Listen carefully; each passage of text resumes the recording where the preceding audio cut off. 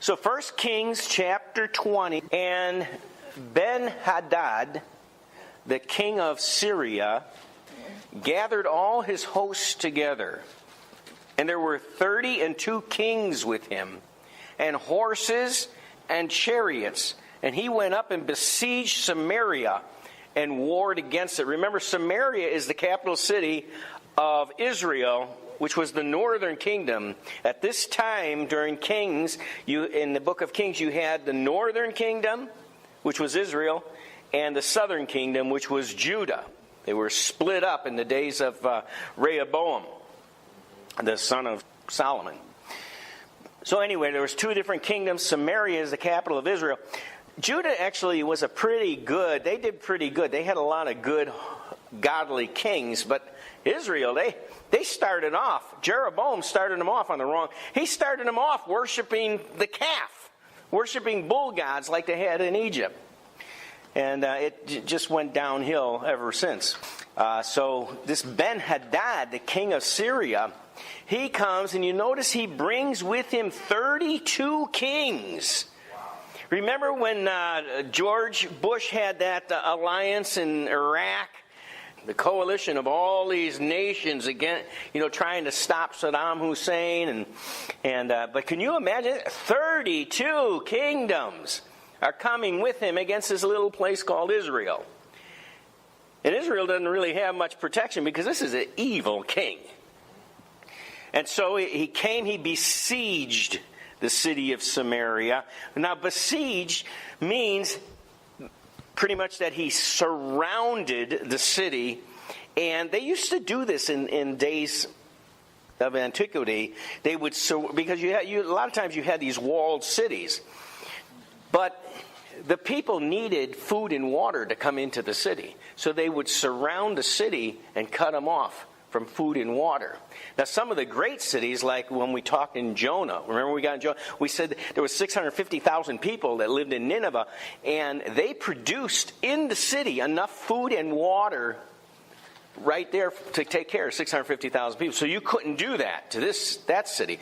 But they surrounded this city. They were going to wait them out. Then this king Ben-Hadad of Syria, he sent messengers to Ahab, the king of Israel, into the city. And he said unto him, Thus saith Ben-Hadad, thy silver and thy gold is mine, thy wives also, and thy children, even the goodliest, are mine. So he's saying, I want your gold, your silver, your wives, your children. And the king of Israel answered. Now, he's afraid. He's surrounded by 32 kings. And he was no match for Syria to begin with. And now there's 32 kings with him. So the king of Israel answered. Now, he can't turn to God because he don't even believe in God. He worships Baal, remember? Him and his wife Jezebel. They didn't, because of Elijah proving who God was and whose God answered by fire, that they didn't repent and start worshiping the true God. So this king is afraid, this king of Israel, and he says, My Lord, O king, according to thy saying, I am thine in all that I have. In other words, I will give you everything you're asking for. I will give you my silver, my gold, and that's, he lives in a palace, right? He's got the silver and gold of the nation, and his children and all his wives. Now, in those days, the kings had a bunch of wives. In fact, it wasn't a negative thing. A lot of times, today we think that. Right. But David, for instance, a man after God's own heart, he had 300 wives. Right? What about Solomon? Solomon had like a couple thousand or something. So anyway, or was it, I don't know, 700 wives and 300 concubines, or so, I don't remember. I think it was 300. Anyway, so the king says, I'll give you my wives, I'll give you my children, I'll give you my silver, I'll give you my gold. But the king wasn't satisfied with that. That's what he asked for. And the king said, I'll go ahead and do that. But in verse 5 it says, And the messengers came again and said, Thus speaketh Benhadad, saying, Although I have sent unto thee, saying, Thou shalt deliver me thy silver and thy gold and thy wives and thy children, yet I will send my servants unto thee tomorrow about this time. They shall search thy house and the houses of thy servants. It shall be that whatsoever is pleasant in thine eyes, they shall put it in their hand and take it away. This guy's crazy. And, I mean, imagine this. Probably our greatest threat, potentially, if you look at how could the United States be taken over, probably China would be the one. China has this amazing military already. And just think if China got us into a situation where they said, we want your gold, your silver, and I want Ivanka, right? His children. But then he comes back and he says, now I want to be able to, I'm going to send my servant, I'm going to go through all of your houses, and whatever we see, whatever we like, we're taking. How would you like to live through that? You wouldn't have anything worth living for. All you'd have is dirt, right? They would take everything. He says, verse 7, Then the king of Israel called all the elders of the land and said, Mark, I pray you, and see how this man seeketh mischief. For he sent unto me for my wives, my children, my silver, my gold, and I denied him not. And all the elders and all the people said unto him, Hearken not unto him, nor consent.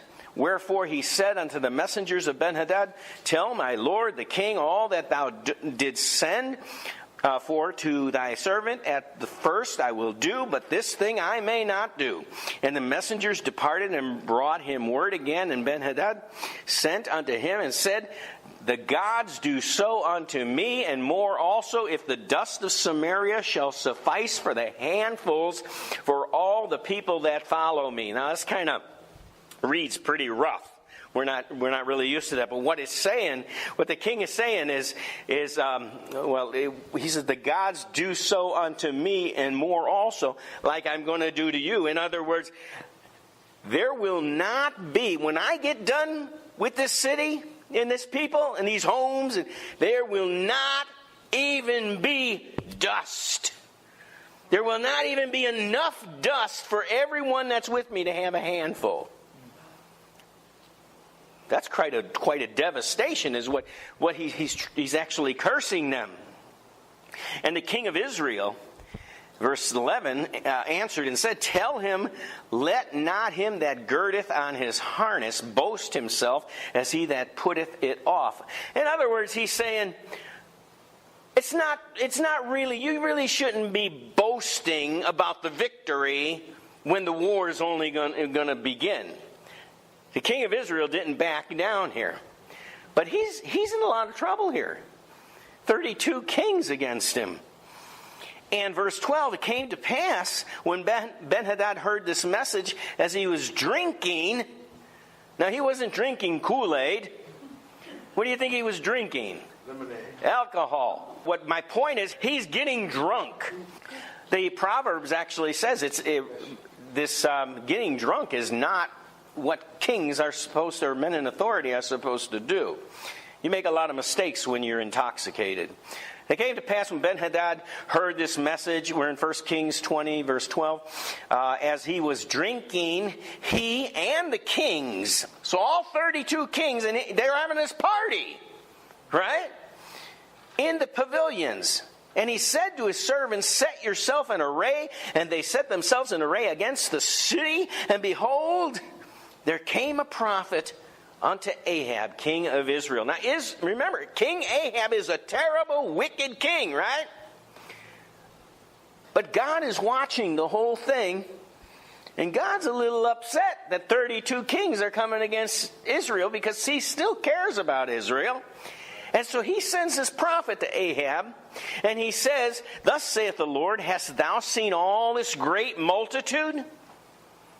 You know, when you're going through something and it looks devastating, it looks like there's no way out, that's when God can come on strong and show you that He is who He is, and He can turn it around, right?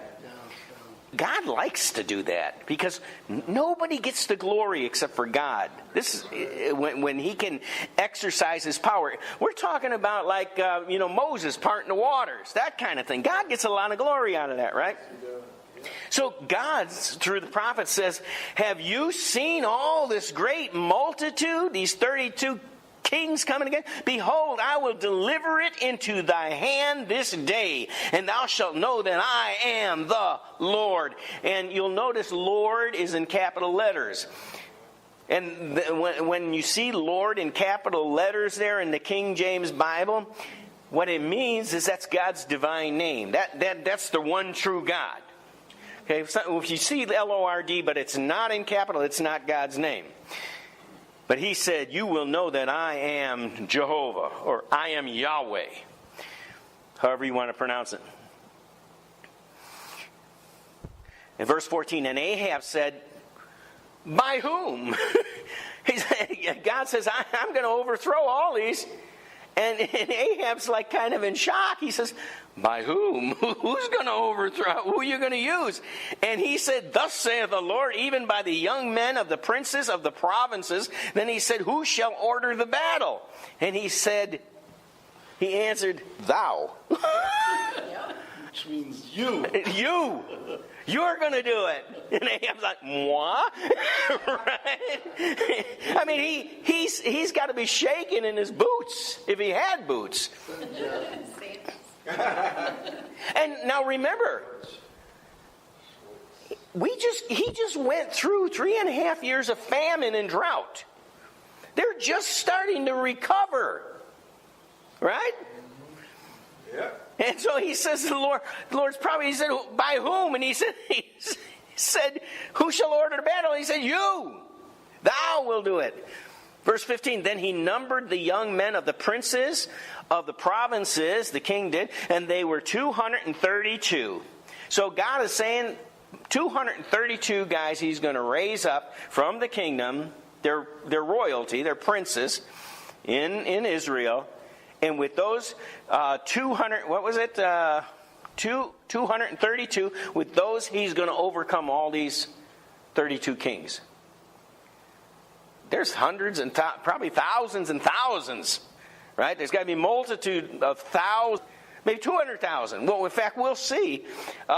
He kills 100,000 and then they run. So there's more than that. But as we get down here. So he numbered the young men of the princes. There were 232. And after them he numbered all the people, even all the children of Israel. And they were about 7,000. So they only have 7,000. Right? I mean, that's total. They have 7,000 children of Israel. And 232 of them are these princes that are supposed to get the victory. Verse 16, and they went out at noon, but Ben-Hadad was drinking himself drunk in the pavilions. He and the kings, the 30 and 2 kings that helped him, and the young men of the princes of the provinces went out first. In other words, they went out to war. The king doesn't even know what's going on. The king of Syria, he's drunk. And 32 other kings are drunk. They're not even watching. And he says, the young men of the princes of the provinces of Israel went out first, and Ben-Hadad sent out and told him, saying, there are men come out of Samaria. And he said, whether they be come out for peace, take them alive, or whether they be come out for war, take them alive. Take them alive. I don't care what you do. He already thinks he won. Now, I don't know if it's the alcohol talking, but this guy, he has an arrogancy problem. He really thinks he's something. He does not expect this kingdom of Israel, this city of Israel, or nation of Israel, to be able to war against him and win. He said, whether they be come out for peace, take them alive, or whether they be come out for war, take them alive. And in verse 18 it says, Whether they come out for peace, take them alive, or whether they come out for war, take them alive. So, verse 19, these young men of princes of the provinces came out of the city, and the army which followed them, and they slew every one his man. In other words, they were just knocking them all off, right? Every one that went after somebody, they killed them, and then they went off after the next guy. Because remember, there's only, what was it, 232? Verse 20, they slew every one his man, and the Syrians fled. And Israel pursued them. And Ben-Hadad, the king of Israel, escaped on a horse with horsemen. And the king of Israel went out and smote the horses and the chariots and slew the Syrians with a great slaughter. And the prophet came to the king of Israel and said unto them, go strengthen thyself and mark and see what thou doest, for at the return of the year the king of Syria will come up against thee. So what is he saying here? When he says, go strengthen thyself and mark and see what thou doest. In other words, what he's saying is, he's saying to the king, he said, don't be thinking yourself so wonderful because you escaped this and that you won great victory. Because this guy's coming back. And you need to, instead of, don't waste the time. You need to go, you need to inspect, what did I do right, what did I do wrong. Start setting out some strategic plan, because this guy's going to come back. And you need to be ready for him. That's what he's saying here.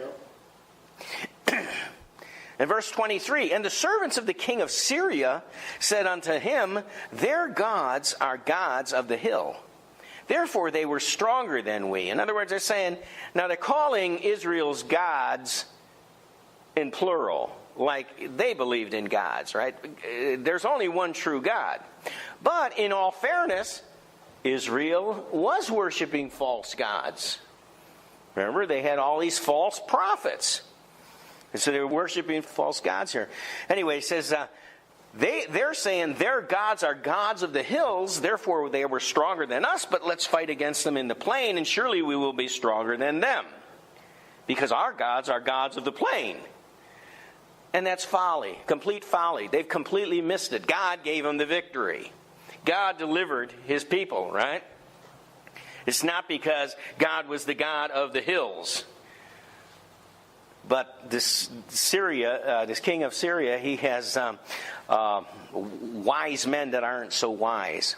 Verse 23, and the servants of the king of Syria said, their gods are gods of the hill, therefore they were stronger than we, but let us fight against them in the plain, and surely we shall be stronger than they. And do this thing, take the kings away, every man out of his place, put captains in their rooms, and number thee an army like the army that thou hast lost, horse for horse, chariot for chariot. We will fight against them in the plain, and surely we shall be stronger than they. And he hearkened unto their voice, and did so. So what their recommendation was is, whatever army you lost, let's go ahead and replace it, the same number. Because they're saying we lost because we fought in the hills, and their God is a God of the hills. But if we fight them in the plains with the same number of people, we will win because our gods are the gods of the plains. Well, I think our God has a different idea about the different outcome of this war here. Anyway, so they think they're going to annihilate them.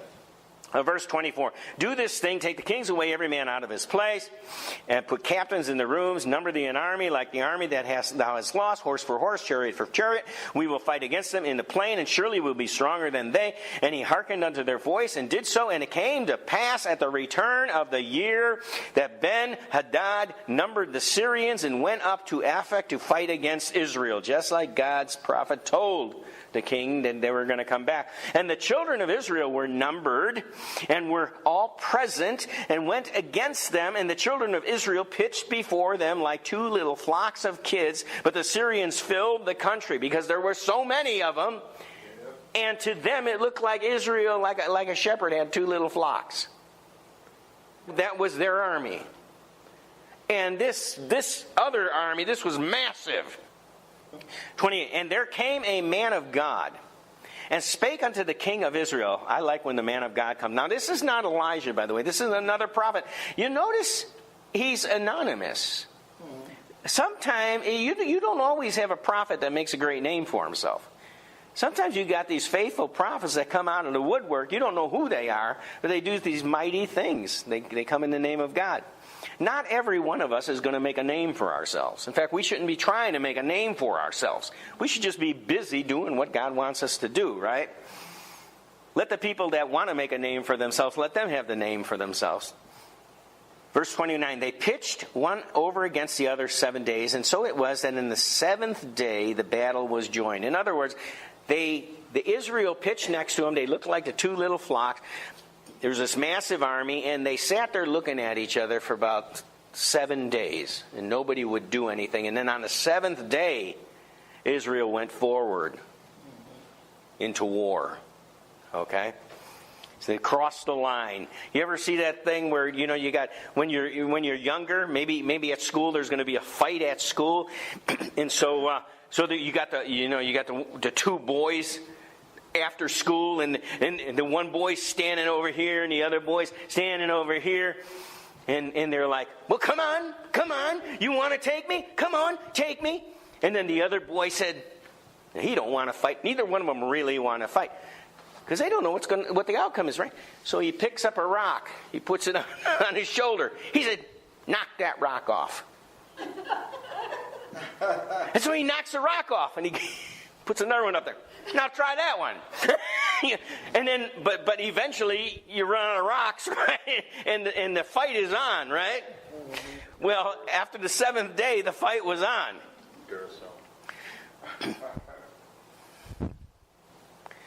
And they pitched over against each other for 7 days. So it was in the seventh day the battle was joined, and the children of Israel slew of the Syrians 100,000 footmen in 1 day. So there was 100,000 of them were killed in 1 day. They had a lot more. And there were only 7,000 total children of Israel. But the rest fled to Aphek into the city. So they escaped. They went into Aphek, into the city, and there fell a wall upon 27,000 of them and killed them. So they lost 100,000 in war, and then they escaped, and a wall fell down on them and killed 27. I mean, that must have been like being downtown Chicago. The building fell on you or something. Verse 30, but the rest fled to Aphek into the city, and their wall fell upon them, 20 and 7,000 of the men that were left. And Ben-Hadad fled and came into the city, into an inner chamber. And his servants said unto him, behold now, we have heard that the kings of the house of Israel are merciful kings. Let us, I pray thee, put sackcloth on our loins and ropes upon our heads, and go out to the king of Israel. Peradventure he will save thy life. Now this must be some type of, the sackcloth represents their humbling themselves, and the rope around their heads, it must represent something of them saying that they will be their slaves. That's the only thing I can figure. Other than that, why they would put ropes in their heads. And they came to the king of Israel and said, thy servant Ben-Hadad saith, I pray thee, let me live. And he said, is he yet alive? And he answers his own question. And then he says, he is my brother. Now, why would the king, Ahab, call the king of Syria his brother? Now, king of Syria is, almost like crawling, asking for peace. And so the king of Israel calls him his brother. And that really is terminology. When you enter into a covenant relationship, you become brothers. You heard the expression blood brothers, right? So he wants to make a covenant with them, and so he says he is my brother. In other words, I'll accept him as if he was my brother. So verse 33, now the men did diligently, these are the Syrians, they did diligently observe whether anything would come from him, and did hastily catch it. In other words, they were looking to see what the response was, and when he said he is my brother, they knew that he was offering them this covenant of peace. And then they said, thy brother Ben-Hadad. Then he said, go ye, bring him. Then Ben-Hadad came forth to him, and he caused him to come up into the chariot. And Ben-Hadad said unto him, the cities which my father took from thy father I will restore, and thou shalt make streets for thee in Damascus, as my father made in Samaria. Then said Ahab, I will send thee away with this covenant. So he made a covenant with him and sent him away. So there's the covenant. Verse 35. Now, it doesn't go into all the details of a covenant, but we have on many occasions talked about all the things that went into making a covenant. Covenant was something that you were not supposed to break. If you ever entered into it, it was considered very sacred. So he made a covenant with him and sent him away. And verse 35, and a certain man of the sons of the prophets said unto his neighbor, and I love this next part. So a certain man of the sons of the prophet, in other words, he's another prophet, right? He's anonymous. So he says to his neighbor, his neighbor don't have a clue what's going on, what this prophet is even intending. He says to his neighbor in the word of the Lord. So he's basically saying, I have a word from God. Smite me, I pray thee. And the man refused to smite him. Why should I, put yourself in this guy's place. It's like, here comes this guy saying, smite me. You're like, I don't even know who you are. Well, he said he was a neighbor, but the prophet says, because thou hast not obeyed the voice of the Lord, behold, as soon as thou art departed from me, a lion shall slay thee. Oh. And as soon as he was departed from him, a lion found him and slew him. You don't mess around with the prophet. How many ever heard somebody say, oh, there's a prophet? I want to go get a word. I don't want a word. Because look what happens. If you get a word, if God gave you a word, He's probably going to tell you He wants you to do something. Right. And if you don't do it, maybe a lion would, get you. Consequences. If the lion came because the guy wouldn't listen to the prophet, what do you think is going to be your situation at the judgment if you didn't listen to God? You just ignored. Oh, I just thought that, those 10 commandments, I thought those were 10 suggestions. Right? I've heard that before. No, they're not suggestions. They're commandments.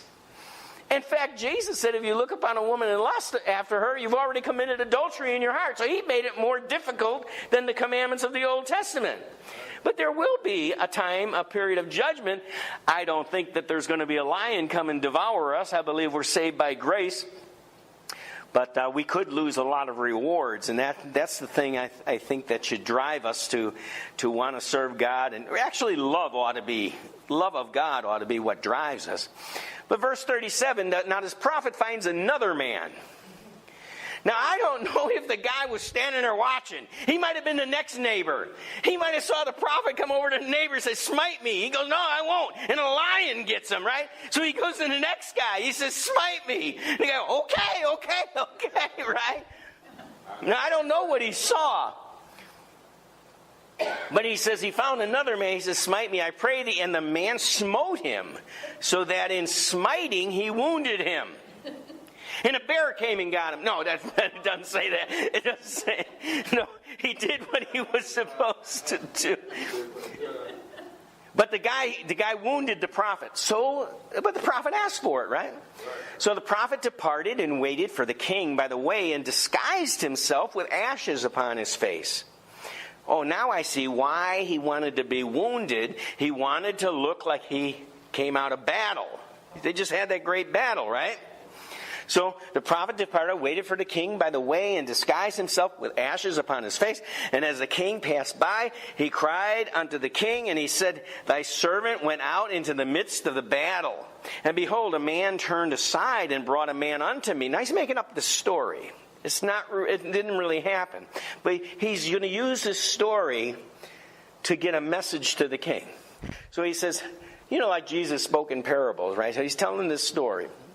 But the guy will know, the king will know that the story wasn't true after he's done here. So thy servant went out in the midst of the battle. Behold, a man turned aside and brought a man unto me and said, keep this man. If by any means he be missing, then shall thy life be for his life, or else thou shalt pay a talent of silver. In other words, the guy said, here's this prisoner. You watch this guy, and if he escapes, you'll pay for it with your life. That's what he's saying. Or you pay a talent of silver. And as thy servant was busy here and there, he was gone. In other words, the guy escaped. All right, so he was supposed to watch him, and he was busy doing this or that, and the guy escaped. That's the story. And the king of Israel said unto him, so shall thy judgment be. Thyself hast decided it. In other words, you have to die. Because the king believes the story. And then the prophet hasted and took the ashes away from his face. And the king of Israel discerned him that he was of the prophets. And he said unto him, thus saith the Lord, because thou hast let go out of thy hand a man whom I appointed to utter destruction, therefore thy life shall go for his life, and the people for his people. And the king of Israel went to his house heavy and displeased, and came to Samaria. So what's he saying? He said, because thou hast let go out of thy hand a man whom I appointed to utter destruction. Who's he talking about? He's talking about the king had the king of Syria in his hand. But he let him go. And God says, I gave him into your hand because I appointed him to utter destruction. If you would have been a normal king and you had prophets of God, then the prophets of God would have told you, don't let him go. God's appointed him for destruction. Yeah. But see, he's listening to 400 other prophets that are not prophets of God. And so God says, okay, you didn't want to kill him, now you're going to get killed. And it's almost like, it might even go back to, oh, you didn't want to smite me? Well, now the lion will smite you. So it all works together here. And the king of Israel went to his house heavy and displeased, and came to Samaria. And it came to pass after these things that Naboth, the Jezreelite, had a vineyard which was in Jezreel, hard by the palace of Ahab, king of Samaria. That reads a little rough again as well. What it's saying is, next to the palace of the king, there was this guy, Naboth, and he had a vineyard. And the king wanted his vineyard. Now in Israel, you weren't ever supposed to sell your land. That was considered the inheritance of the Lord. You were never supposed to sell your family's land. Now you could temporarily do it until the 7 years of Jubilee, and then 7 years had passed, and then you would get your land back. The guy could farm it for 7 years. But so the evil king Ahab wants Naboth's vineyard. It was probably a beautiful vineyard. And Ahab, verse 2, 1 Kings 21, verse 2, and Ahab spake unto Naboth, saying, give me thy vineyard, that I may have it for a garden of herbs. Now this guy's the king. He's probably got all kinds of vineyards. Why is he picking on this guy? Trying to steal his vineyard. He says, give me your vineyard, that I may have it for a garden of herbs, because it is near unto my house, and I will give thee for it a better vineyard than it. Or, if it seems good to thee, I will give thee the worth of it in money. Well, that's well and good. That sounds fair, but the guy don't want to sell it. In fact, if he did, he would be violating God's covenant. So Naboth says to the king Ahab, he said, the Lord forbid it me, that I should give the inheritance of my fathers unto thee. In other words, it's written in the law. I can't do that. Even if I wanted to, I can't do it. And Ahab came into his house heavy and displeased because of the word which Naboth the Jezreelite has spoken to him. For he said, I will not give thee the inheritance of my fathers. And he laid down upon his bed and turned away his face, and he would eat no bread. Now his evil wife comes along. And when I say evil wife, this is not your typical wife. This is a woman by the name of what? Jezebel. Right? I mean, if there is a evil woman in the Bible, it's Jezebel. So Jezebel, his wife, came in and said unto him, Why is thy spirit so sad that thou eatest no bread? And he said unto her, and the king's responding to the queen, Because I spake unto Naboth the Jezreelite, and said, Give me thy vineyard for money, or else if it please thee, I will give thee another vineyard for it. And he answered, I will not give thee my vineyard. And Jezebel his wife said unto him, Dost thou now govern the kingdom of Israel? In other words, who's the king? Aren't you the king? You don't listen to this pauper over here. Go take it. What's wrong with you? You're supposed to be the king. And then she said, Oh, you know what? Go ahead, arise out of your bed, eat some bread. Let your heart be merry. Well, how did they make their heart merry? A little wine, probably, right? I'm just thinking maybe a little wine went with that meal.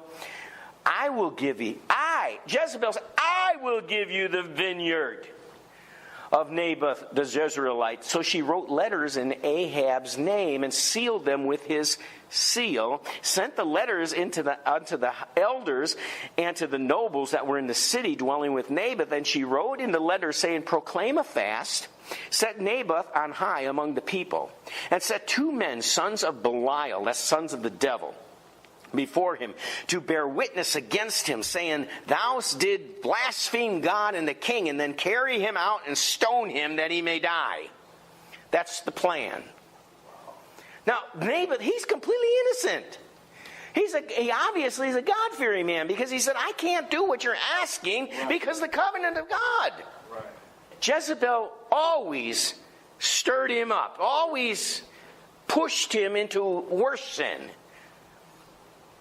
When people will tell you, if you're a Christian and you're going to get married, don't marry a non-Christian, right? Why? Because they're going to pull you down. Well, a lot of people have the attitude, oh no, I'm going to pull them up. It doesn't usually work that way.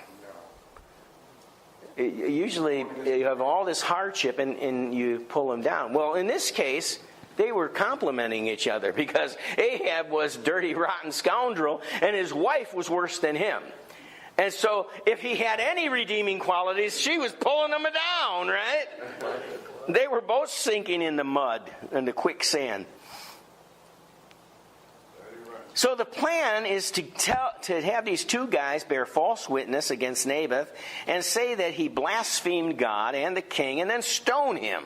Have the people of the land stoned. And the men of the city, even the elders and the nobles who were the inhabitants in the city, did as Jezebel had sent unto them, and as it was written in the letters which she had sent unto them. And they proclaimed a fast, and set Naboth on high among the people. And there came in 2 men, children of Belial, and sat before him. And the men of Belial witnessed against him, even against Naboth, in the presence of the people, saying, Naboth did blaspheme God and the king. Then they carried him forth out of the city and stoned him with stones that he died. And they sent to Jezebel, saying, Naboth is stoned. And Jezebel said, I didn't even know he smoked. No, he was stoned with real stones, right? You weren't talking about, like we say, stoned, when we're talking about somebody getting high. That's not what he said. They said, Naboth is stoned and is dead, just like you said. And it came to pass, when Jezebel heard that Naboth was stoned and was dead, Jezebel said to Ahab, Arise, take possession of the vineyard of Naboth the Jezreelite, which he refused to give thee for money. For Naboth is not alive, but dead. And her attitude is, hey, it's Naboth's fault. He should have taken the money and gave you the land. It was a good deal. Yeah. Right? That's her attitude. And even though she's against God, the king's against God, it would have been a sin against God's covenant, but they can't see that. All they can see is, hey, I made him a fair deal, and he wouldn't take it. Don't think it's strange when the world reacts the way they do. Right. They're not going to see things the way Christians see it. And as time goes on, as we approach the end, it's going to get worse and worse and worse. That's right. In fact, you see all this political correctness going on now, right? Most of that political correctness has nothing to do with Christianity. Oh. It's the enemy. And the enemy's coming. Now, I don't know. I'm planning on leaving here soon. I don't know how bad it'll get, but that's the enemy. Anyway, it came to pass when she said, "Arise, take possession of the vineyard of Naboth, the Jezreelite, which he refused to give thee for money, for Naboth is not alive but dead." And it came to pass when Ahab heard that Naboth was dead, Ahab rose up to go down to the vineyard of Naboth, the Jezreelite, to take possession of it. Now, he hadn't taken possession of it, but he was certainly headed that direction, right? And the word of the Lord, capital letters, came to Elijah. Well, there's Elijah. I wondered what happened to him. He's still there. Yeah. The word of the Lord came. Now, Elijah didn't know what was going on, but the word of the Lord came to Elijah the Tishbite, saying, "Arise, go meet Ahab, king of Israel, which is in Samaria. Behold, he is in the vineyard of Naboth, whither he is gone down to possess it. And thou shalt speak unto him, saying, Thus saith the Lord, Hast thou killed and also taken possession? And thou shalt speak unto him, saying, Thus saith the Lord, In the place where the dogs lick the blood of Naboth shall dogs lick thy blood, even thine." In other words, God's, through the prophet, he's cursing him. He's saying, just what you did, you're going to have the same thing happen to you. The dogs licked his blood, innocent blood. The dogs are going to lick up your guilty blood, right? And Ahab said to Elijah, "Hast thou found me, O my enemy?" And Elijah answers, "I have found thee because thou hast sold thyself to work evil in the sight of the Lord." That you sold yourself. You know, you have, regardless of all your possessions, the most sacred, the greatest gift, the greatest thing that you have is your life to serve God. Right.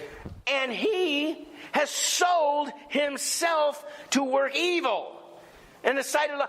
I mean, if I was writing it, or if I was paraphrasing this book, this verse, I would say, "Thou hast sold your soul to the devil." Do you ever wonder how so many of these rock stars and these Hollywood actors and actors, how do they get on the top? I think they sell their souls. I do. I really believe that. And a lot of them actually admit it, that they have. But I believe that's what he's saying. He said, you sold your soul. You sold yourself to work evil in the sight of the Lord. Behold, I will bring evil upon thee. I will take away thy posterity. I will cut off from Ahab him that pisseth against the wall. Kind of an expression to say, I'm going to cut off all your sons, right? Because girls don't piss against the wall. So he's talking about, he said, I'm going to cut off all your offspring, your male offspring. And in other words, you won't have any more offspring. And him that is shut up and left in Israel.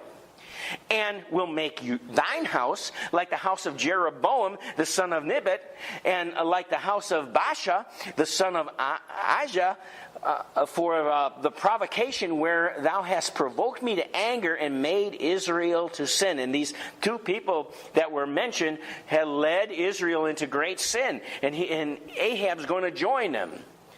He's going to join them in the punishment that they got, right? Because God has really been provoked to anger because this king is so evil. And then verse 23, we got some mention of Jezebel here. Because God didn't forget the evil queen. In fact, I think the queen was more evil than the king. And of Jezebel also spake the Lord, saying, the dogs shall eat Jezebel by the wall of Jezreel. And these are prophecies. Wow. by the way. Him that dieth of Ahab in the city, the dogs shall eat, and him that dieth in the field shall the fowls of the air eat. But there was none like unto Ahab, which did sell himself to work wickedness. There it is again. Again, I think it says, there's none like Ahab, which sold his soul to the devil. In the sight of the Lord, whom Jezebel, his wife, stirred up. Oh, Jezebel's getting some of the heat here too. He said Jezebel's actually stirred him up. And he did very abominably in following idols, according to all things as did the Amorites, whom the Lord cast out before the children of Israel. Remember when Joshua brought the children of Israel into the promised land? And God said, wipe out all the Canaanites. Well, here he's talking about the Amorites, but they were part of the Canaanites. The sins that made, the reason they were exterminated is because they were so exceedingly sinful, worshiping the false gods and doing all kinds of horrific things, like offering their children as sacrifices to the gods, to doing all kinds of nasty sexual stuff. He says, and he did the king did very abominably in following idols, according to all things, as did the Amorites, whom the Lord cast out before the children of Israel. And there seems to be a change of heart here with Ahab. It came to pass when Ahab heard all these words. Now, Ahab's been through quite a bit of testing. If you look at our past two messages, when we had the 3.5 years of the famine and the drought, and then the prophets of Baal, the big contest, the challenge, and Ahab, that didn't move Ahab's heart. None of it did. But it came to pass when Ahab heard these words, that he rent his clothes, he tore his clothes, put sackcloth upon his flesh, he fasted, he lay in sackcloth, and he went softly. He humbled himself. He wasn't so arrogantly, walking around saying, I'm the king, I'm the king, I'm the king. All of a sudden, he realized he can't win. He's fighting God. And I think at least for a moment, he realizes that. And so the word of the Lord came to Elijah the Tishbite, saying, seest how Ahab humbles himself before me? Because he humbles himself before me, I will not bring the evil in his days, but in his son's days will I bring the evil upon his house. You see how merciful God is? I mean, this guy is... before in verse 25, it says, there was none like Ahab who sold himself to work wickedness in the sight of the Lord. He was so bad, and yet when he turns and humbles himself and is asking for God to have mercy upon him, God does. Now, he doesn't completely restore him, but he says, I will not bring the evil in his day, but in his son's days will I bring the evil upon his house. And so in the next chapter, 1 Kings 22, verse 1, we read, and they continued for 3 years without war between Syria and Israel. So the king didn't die yet. And it came to pass in the 3rd year that Jehoshaphat, the king of Judah, came down to the king of Israel. Now the king of Israel is still a bad guy, but the king of Judah, he's a good guy. He worships God. The king of Israel said unto his servants, know ye that Ramoth and Gilead is ours, and we be still, and take it not out of the hand of the king of Syria. And he said to Jehoshaphat, who was the king of Judah, he said, will thou go with me to battle to Ramoth Gilead? In other words, he's asking for his help. I need an ally to take back this land. Jehoshaphat said to the king of Israel, I am as thou art, my people as thy people, my horses as thy horses. In other words, Jehoshaphat, being a nice guy, and knowing that they're all from the 12 tribes of Israel, they're all like brothers, they're all relatives, right? And so he says, I am just like you. my people are like your people, my horses are like your horse. And so he's making this peace treaty, but an agreement. He's going to help the king. He's going to ally with the king. And so Jehoshaphat said to the king of Israel, "Inquire, I pray thee, at the word of the Lord today." And you notice that word Lord is in capital letters. In other words, he said, to inquire, I pray thee, at the word of Yahweh today. In other words, the one true God. I want to know what the one true God says about this. So the king of Israel gathered the prophets together, about 400 men. Where did we read about 400 men? Anybody remember? We didn't read it tonight. Remember the prophets of Baal? There were 450, and then there were the prophets of the Ashereth, which was the worship of the goddess. There were 400 of them. Now it says Elijah had the 450 prophets of Baal killed. It doesn't say anything about the 400. You see, they're still around. They're in the office of prophets. The king is still listening to the 400 false prophets. He didn't learn anything.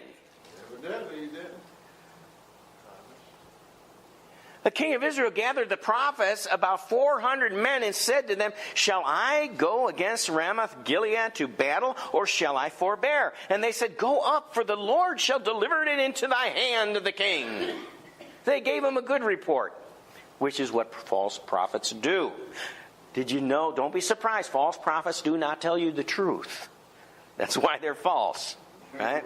Sometimes they can give you a little truth. In fact, Jesus himself said, "Some will come saying, I am Christ." In other words, they'll agree, I'm Christ, but they'll deceive many. So just because someone says they believe in Jesus does not make them not a false prophet. We need to be careful as we walk the evil times that are coming. Because there's going to be Jesus said there are going to be many false prophets in that day.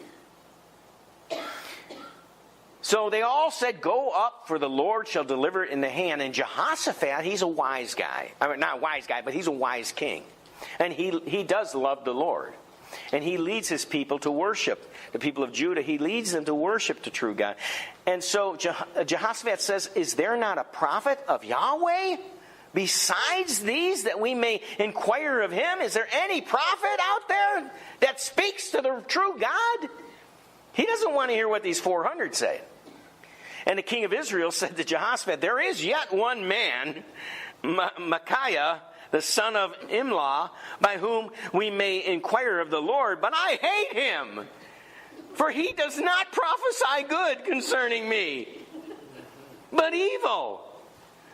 And Jehoshaphat said, "Let not the king say so." In other words, the king says, "I don't want to ask that prophet, because he never says anything good about me." That's like saying, the wife says, I want to go to the church down the street for the midweek service or something, right? And so the husband says, "I don't want her to go to that church. I don't like that pastor. Every time I go to that pastor says something about my sin from the pulpit. He's always beating me up about my sin." Well, maybe that's true, but don't blame the pastor. Blame the sinner, right? Right. That's what he's doing here. He said he wouldn't speak so evil of you if you would straighten out your act. Then the king of Israel called an officer and said, "Hasten hither Micaiah, the son of Imlah." And the king of Israel and Jehoshaphat, the king of Judah, sat each on his throne, having put on their robes, their royal robes, in a void place in the entrance of the gate of Samaria.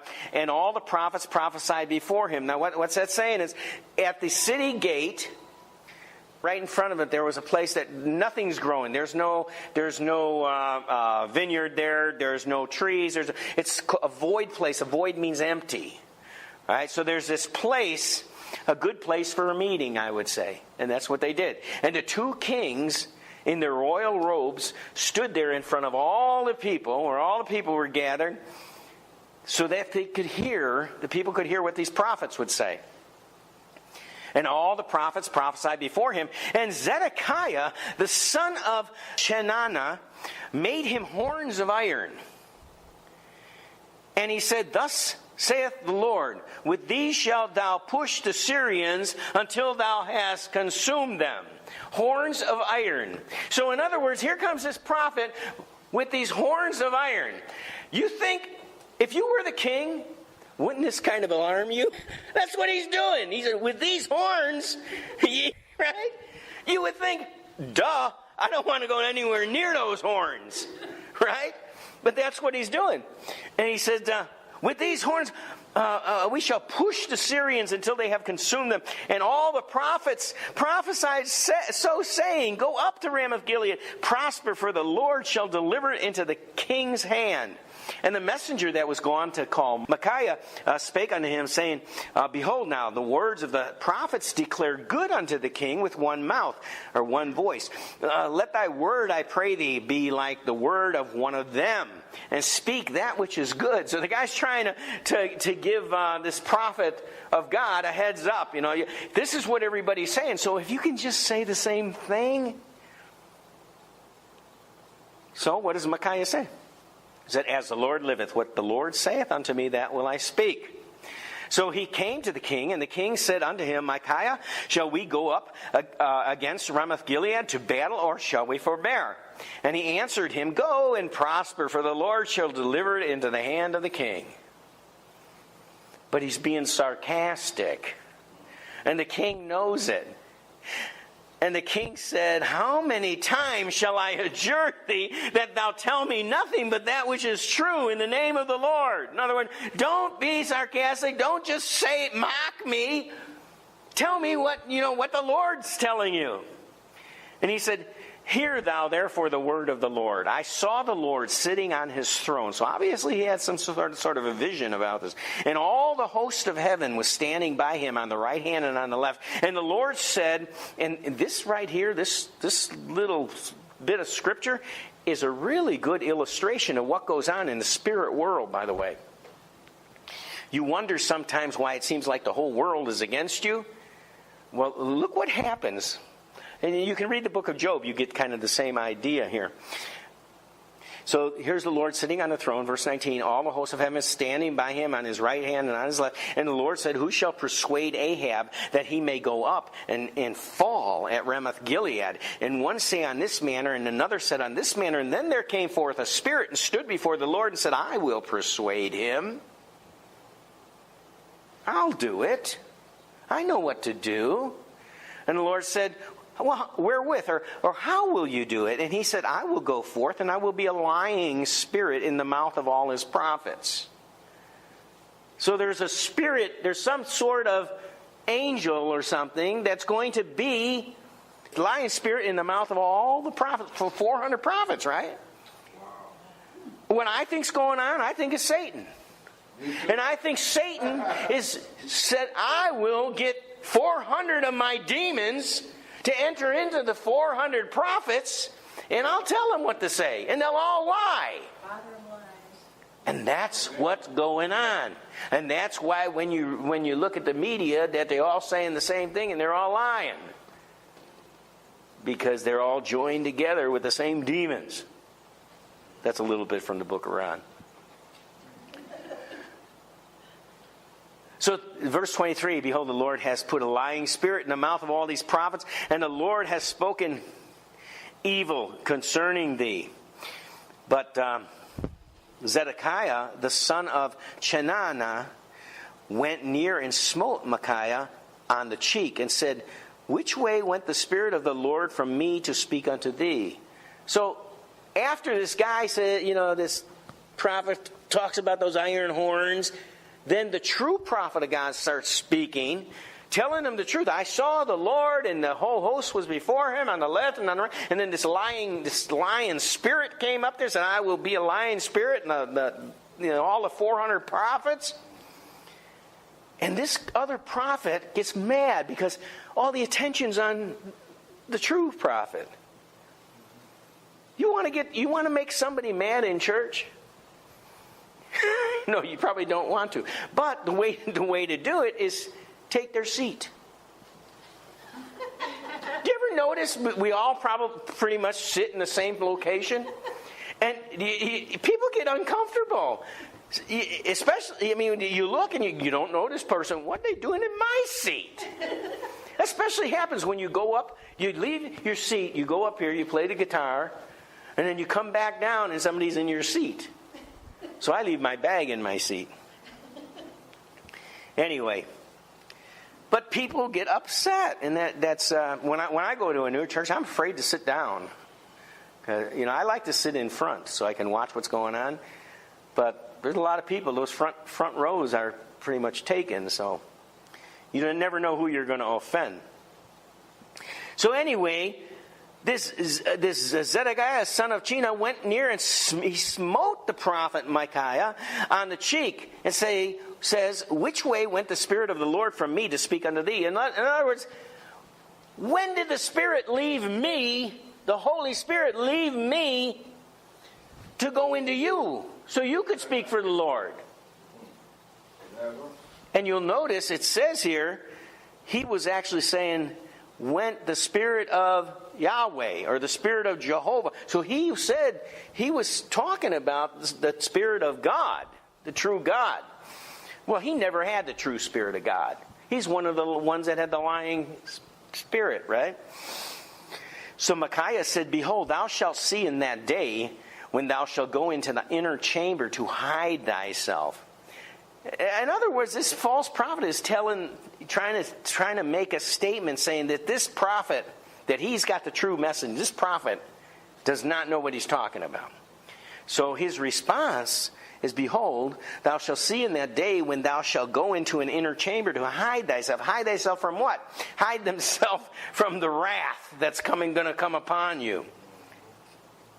And the king of Israel said, "Take Micaiah and carry him back unto Ammon, the governor of the city, and to Joash the king's son, and say, Thus saith the king, put this fellow in prison, feed him with the bread of affliction and with water of affliction until I come in peace." And Micaiah said, he's talking to the king, "If thou return at all in peace, the Lord has not spoken by me." In other words, you're not coming back, kingy boy. You're not coming back. You're dying. You go out there, you're dying. Now the king's really upset, right? And Micaiah said, "If thou return at all in peace, the Lord has not spoken by me." And he said, Hearken, O people, every one of you. So remember, all the people are gathered there, right? And so the true prophet of God turns to all the people. And he said, if the king returns, then I wasn't a true prophet. But if he doesn't, you all hear it. You'll know who's the true one and who are the 400 false ones. So he's challenging on them. But we don't even know who this, we know Micaiah. We know his name, but I don't know much more about this Micaiah. Micaiah said, "If thou return at all in peace, the Lord has not spoken by me." And he said, "Hearken, O people, every one of you." So the king of Israel and Jehoshaphat, the king of Judah, went up to Ramoth Gilead. And the king of Israel said unto Jehoshaphat, now, I can't believe Jehoshaphat went along with this.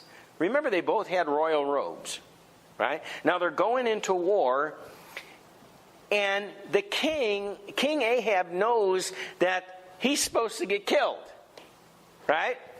So he says, "I will disguise myself and enter into the battle, but you put on your robes." In other words, if somebody's going to try to kill the king, I want them to think, it's like he's saying, put a target on your back, right? I'm going to disguise myself so nobody knows who I am.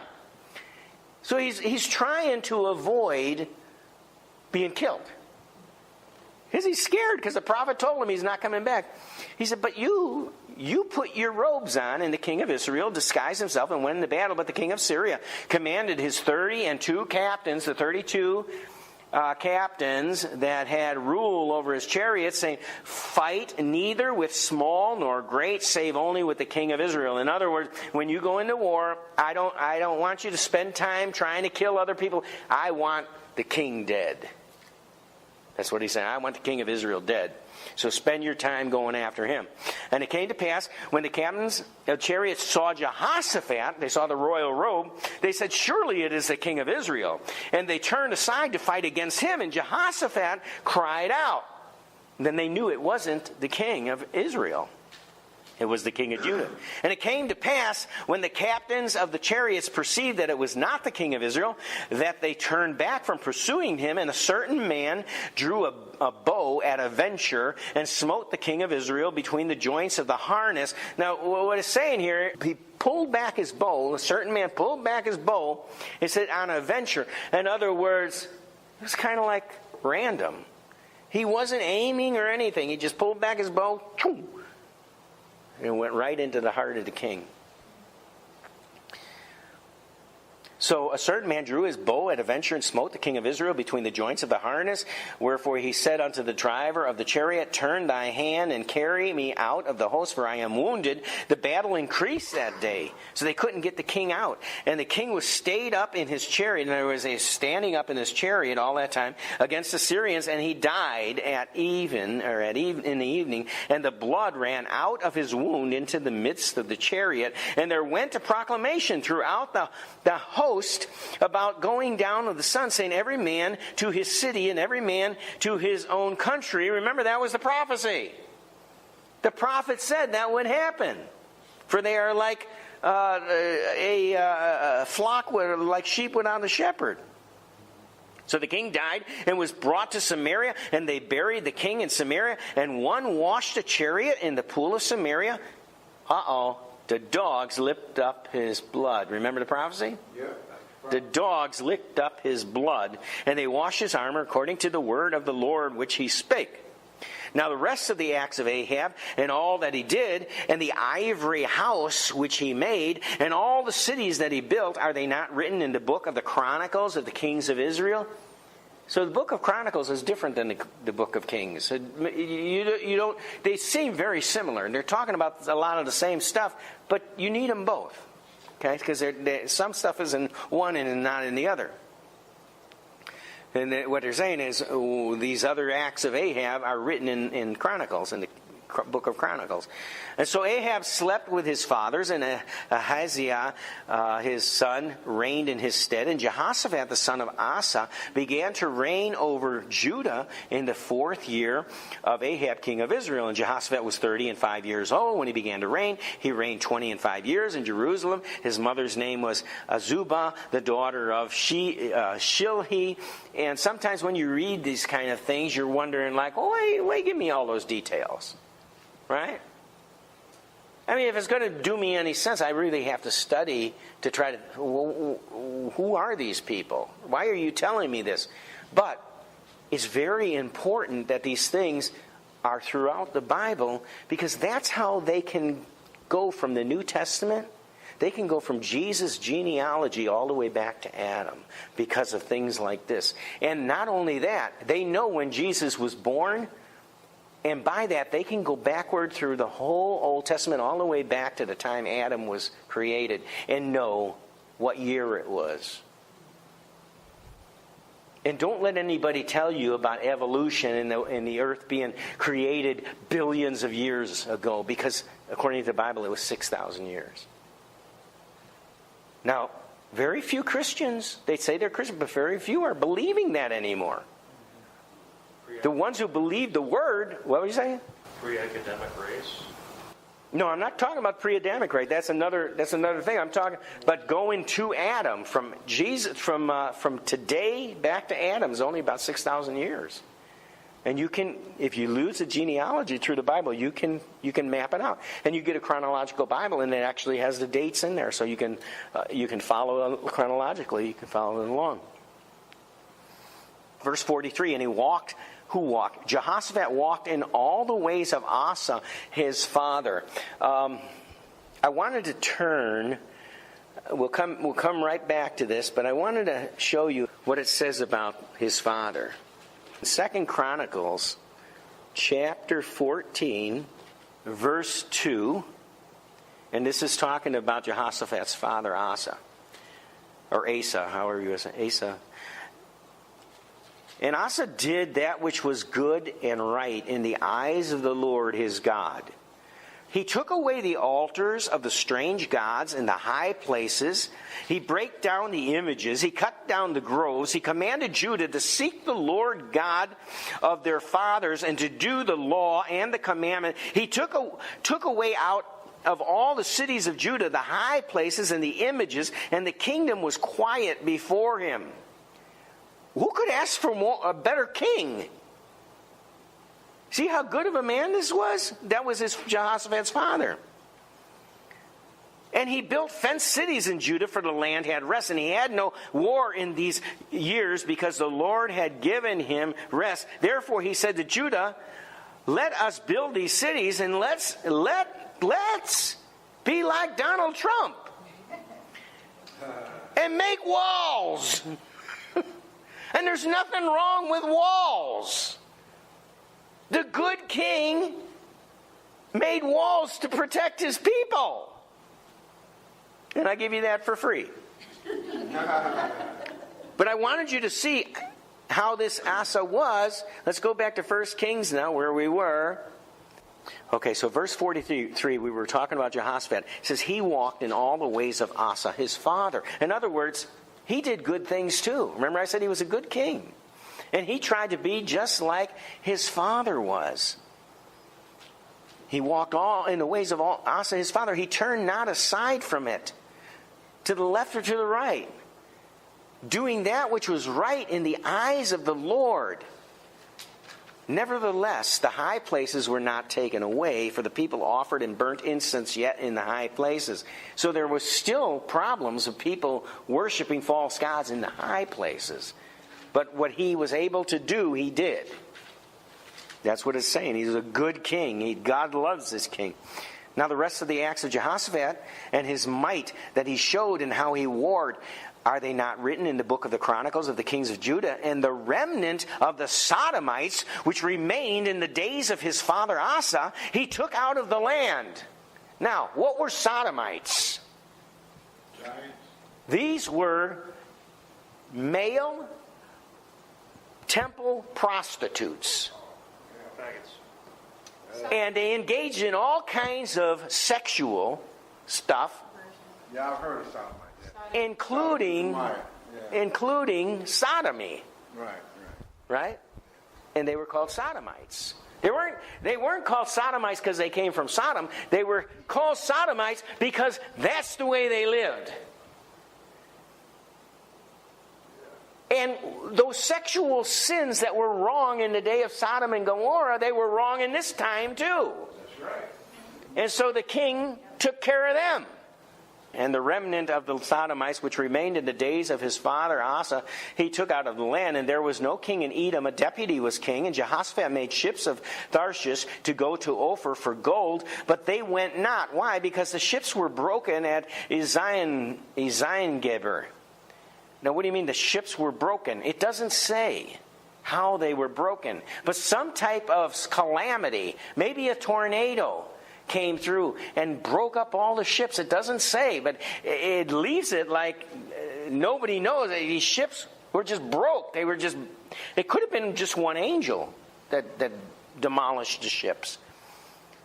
But they were broken. And then said Ahijah, the son of Ahab, unto Jehoshaphat. Now the son of Ahab is just as bad as his father. And he says to Jehoshaphat, let my servants go with thy servants in the ships. But Jehoshaphat would not. Why? Because he's beginning to learn to separate himself from the evil king. He's trying to be a good king. And he didn't want him to tarry along with him. And Jehoshaphat slept with his fathers, was buried with his fathers in the city of David. His father Jehoram, his son, reigned in his stead. And Ahaziah, the son of Ahab, began to reign over Israel and Samaria the 17th year of Jehoshaphat, king of Judah, and reigned 2 years over Israel. And he did, I'm not surprised by this, he did evil. The son of Ahab did evil in the sight of the Lord and walked in the way of his father and in the way of his mother. Who was his mother? Jezebel. and in the way of Jeroboam, who was the founder of the nation of Israel. The 10 tribes of Israel became a nation, and he led them from the beginning to worship the bull god. And he told them, he said, he had the 2 statues of bulls, one on either side of the kingdom. These are the ones you're going to worship. God handpicked that guy, and he turned on God right from the beginning. So anyway, this son of Ahab did evil in the sight. He walked in the way of his father, in the way of his mother, in the way of Jeroboam, the son of Nebat, who made Israel to sin. For he served Baal and worshipped him, and provoked to anger the Lord God of Israel, according to all that his father had done. You would think after Elijah, and in fact you take all 3 stories, now this week and the last 2 weeks, all these great miracles, you would think they would stop worshiping these false gods. But what does his son do? Same thing his father did. Same thing his mother did. Worship the false gods. They saw the 400 prophets were false. The 450 prophets that were killed, they were false. So what does he do? He served Baal and worshipped him. Now Baal is basically the devil through idolatry. For he served Baal, worshipped him, provoked him to anger the Lord God of Israel, according to all that his father had done.